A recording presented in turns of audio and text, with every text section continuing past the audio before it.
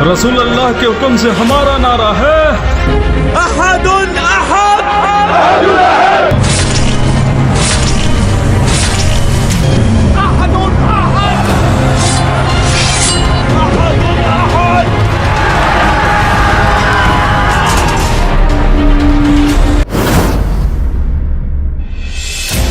Kalau saja iman berada di bintang, pasti akan dicapai oleh orang-orang ini, diucapkan Rasulullah Shallallahu Alaihi Wasallam sambil meletakkan tangannya pada tubuh Salman.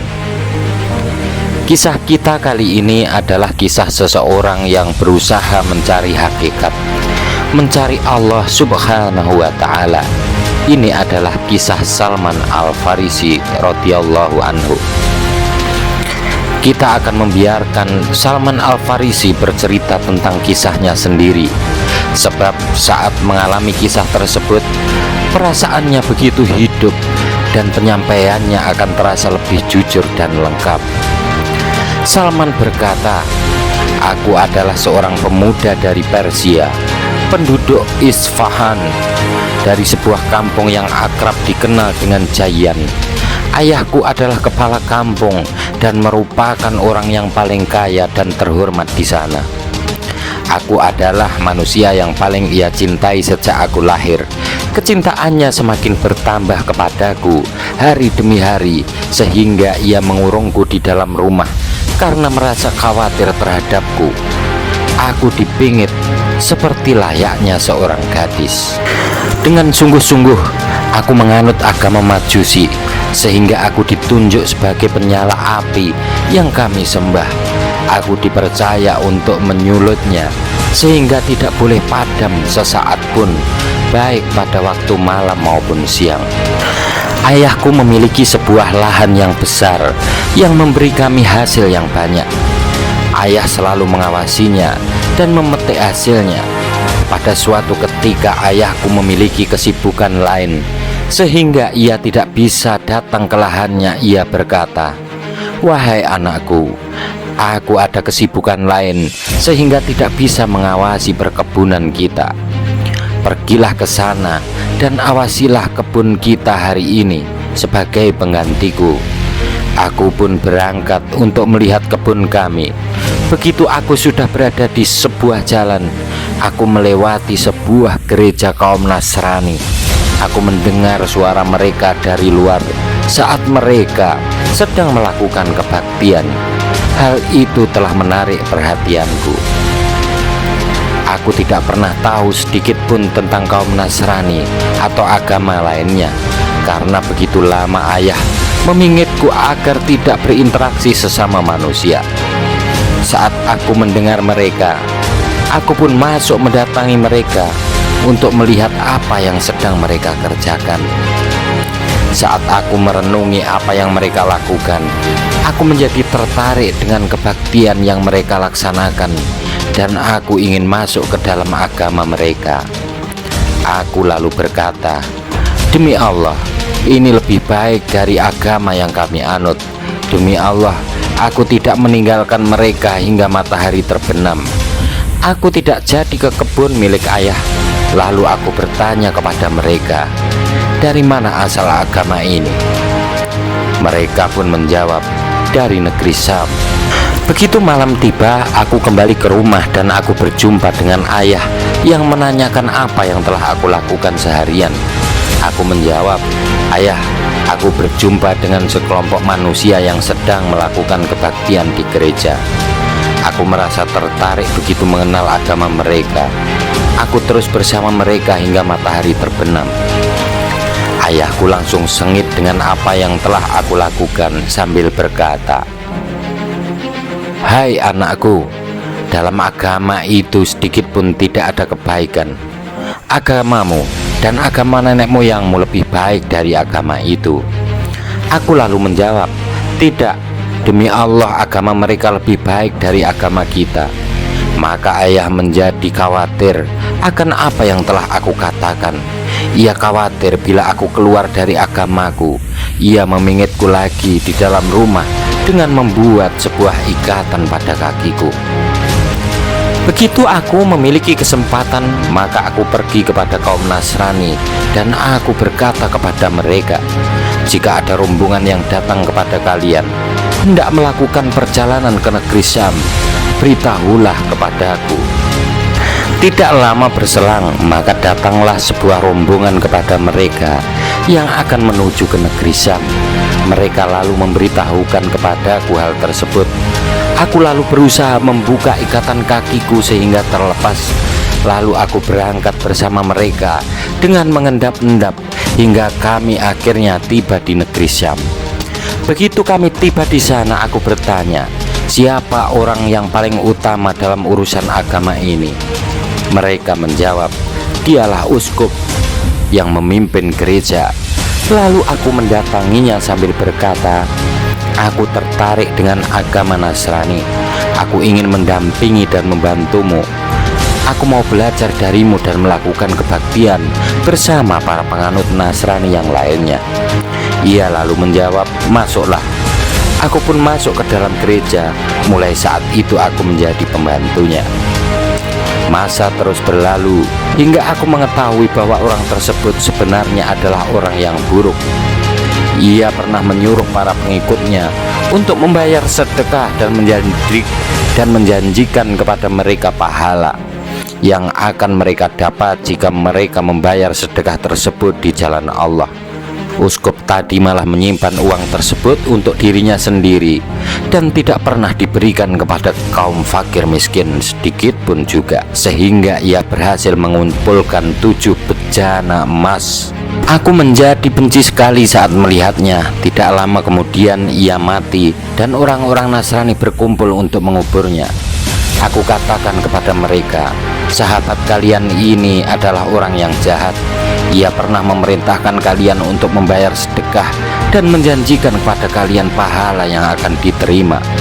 Begitu kalian membayarnya, ia malah menyimpannya untuk kepentingan dirinya sendiri. Ia tidak memberikannya kepada kaum miskin sedikit pun dari harta tersebut. Mereka bertanya, dari mana engkau tahu hal tersebut? Aku lalu menjawab, aku akan menunjukkan kalian tempat penyimpanannya. Mereka berkata, ya tunjukkanlah kepada kami. Maka aku tunjukkan kepada mereka tempat penyimpanannya. Dan dari tempat tersebut mereka mengeluarkan 7 bejana besar yang dipenuhi dengan emas dan perak. Begitu mereka melihatnya, mereka berkata, demi Allah, kami tidak akan menguburkannya. Lalu mereka mensalibnya, lalu melemparinya dengan batu. Tidak lama setelah itu, mereka mengangkat seorang untuk menggantikan posisinya. Maka aku pun menjadi pendamping dan pembantunya. Aku tidak pernah melihat seorang pun yang lebih zuhud darinya. Tidak ada seorang pun yang mengalahkannya dalam urusan akhirat. Tidak ada yang melewatinya dalam masalah ibadah sepanjang malam dan siang. Aku amat mencintainya. Aku tinggal bersamanya untuk beberapa lama. Saat ia menjelang ajal, aku bertanya kepadanya, ya Fulan, kepada siapa kau akan mewasiatkan aku? Berilah nasihat kepadaku akan orang yang perlu aku ikuti setelah kau tiada. Ia menjawab, anakku, aku tidak mengenal orang yang kau cari kecuali ada seorang yang tinggal di Mosul. Dia adalah orang yang tidak pernah membuat-buat dan tidak pernah mengganti agama. Maka carilah ia. Begitu sahabatku meninggal, maka aku mencari orang yang berada di Mosul tadi. Begitu aku berjumpa dengannya, aku menceritakan kisahku kepadanya. Aku katakan, si Fulan berwasiat kepadaku menjelang wafatnya bahwa aku disuruh mencarimu. Ia mengatakan bahwa engkau adalah orang yang berpegang teguh dengan kebenaran. Ia menjawab, tinggallah bersamaku. Aku pun tinggal bersamanya dan aku mengenalnya sebagai sosok yang selalu benar. Namun tidak lama kemudian ajalnya tiba. Aku pun berkata kepadanya, ya Fulan, engkau mengetahui bahwa ketentuan Allah akan berlaku pada dirimu dan engkau mengetahui kondisi diriku. Kepada siapa kau mewasiatkan aku? Siapakah yang harus aku ikuti nanti? Ia menjawab, wahai anakku, demi Allah aku tidak mengetahui manusia yang beragama seperti kita ini, kecuali ada seseorang dinasibin dia adalah fulan, maka carilah dia. Begitu ia dikuburkan, aku pergi mencari orang yang tinggal di Nasibin. Kepadanya aku ceritakan kisahku dan apa yang diperintahkan sahabatku tadi kepadaku. Lalu ia berkata, tinggallah bersama kami. Maka aku pun tinggal bersamanya. Dia adalah orang yang baik seperti kedua sahabatnya tadi. Demi Allah, kematian akhirnya berlaku juga pada dirinya. Begitu ajalnya tiba, aku bertanya kepadanya, engkau tahu bagaimana kondisiku? Kepada siapa engkau hendak mewasiatkan aku? Ia menjawab, hai anakku, demi Allah aku tidak mengetahui manusia yang beragama seperti kita ini, kecuali ada seseorang di Amuriyah. Dia adalah fulan, maka carilah dia. Aku pun mencarinya dan aku ceritakan padanya kisahku. Lalu ia berkata, tinggallah bersamaku. Aku pun tinggal bersama seorang pria yang demi Allah menganut agama yang sama dengan para sahabatnya tadi. Selama aku tinggal bersamanya, aku berhasil memiliki banyak sapi dan kambing. Lalu ia pun wafat menyusul para sahabatnya. Begitu ajal tiba, aku bertanya kepadanya, engkau tahu kondisiku? Lalu kepada siapa kau mewasiatkan aku? Apa yang ingin aku perbuat? Ia menjawab, anakku, demi Allah aku tidak mengetahui adanya seseorang yang masih menganut agama yang kita ikuti. Akan tetapi sebentar lagi akan muncul di tanah Arab seorang nabi yang diutus dengan membawa agama Ibrahim. Kemudian ia berhijrah dari negerinya ke sebuah negeri yang memiliki banyak pohon kurma di antara dua buah lembah berbatu. Dia memiliki tanda-tanda yang jelas. Ia menerima hadiah dan menolak sedekah. Di antara kedua pundaknya terdapat tanda kenabian. Jika kau mampu datang ke negeri tersebut, maka lakukanlah. Kemudian ajal menjemputnya. Setelah ia wafat, aku masih tinggal di Amuriyah beberapa lama hingga sekelompok pedagang Arab dari kabilah Kalb datang. Aku katakan kepada mereka, jika kau membawaku ke tanah Arab, maka aku akan memberikan semua sapi dan kambingku ini.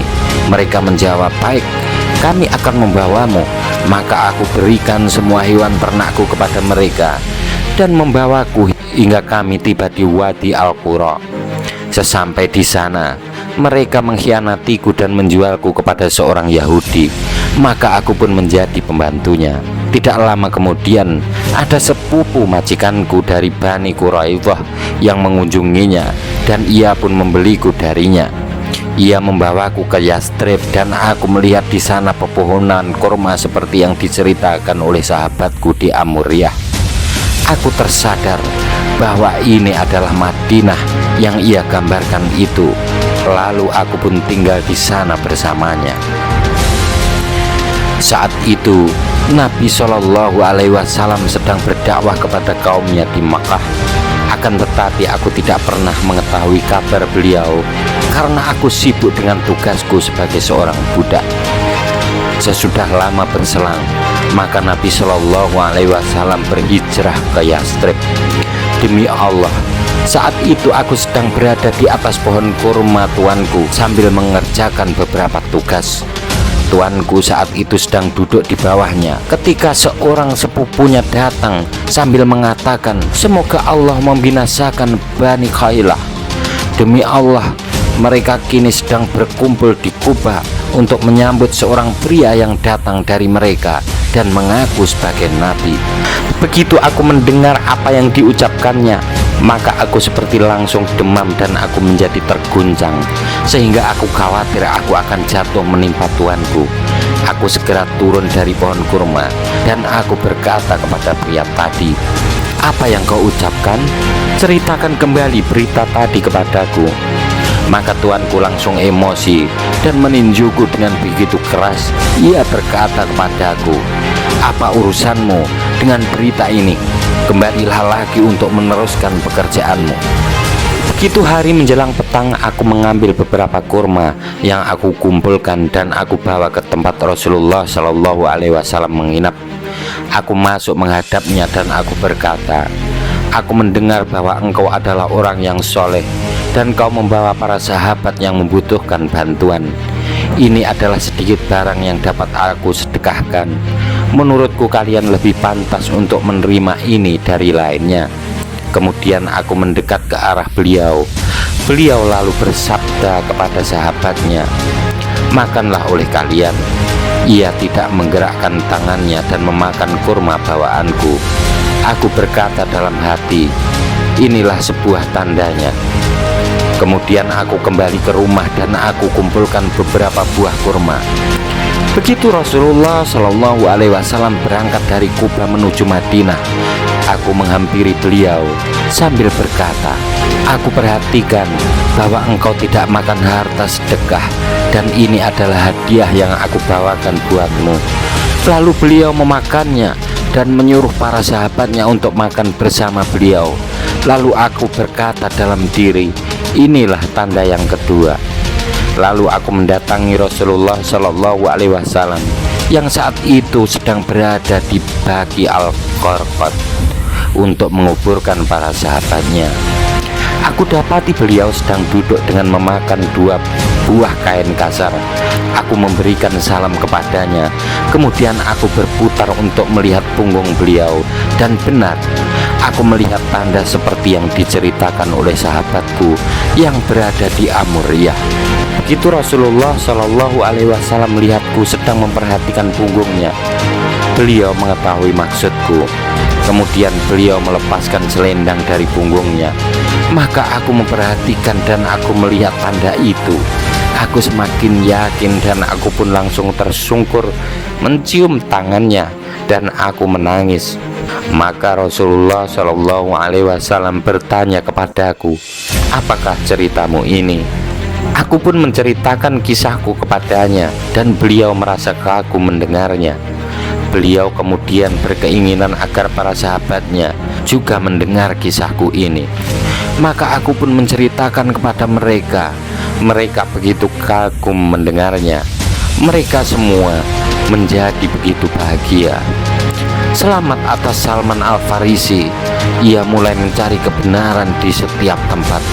Selamat atas Salman Al-Farisi saat ia mengetahui kebenaran lalu beriman kepadanya dengan sebaik-baiknya. Selamat atasnya pada hari ia wafat dan pada saat ia dibangkitkan untuk hidup kembali. Ya ikhwan, mudah-mudahan kisah Salman Al-Farisi ini semakin menambah keimanan dan ketakwaan kita kepada Allah Subhanahu wa Ta'ala. Wassalamualaikum warahmatullahi wabarakatuh.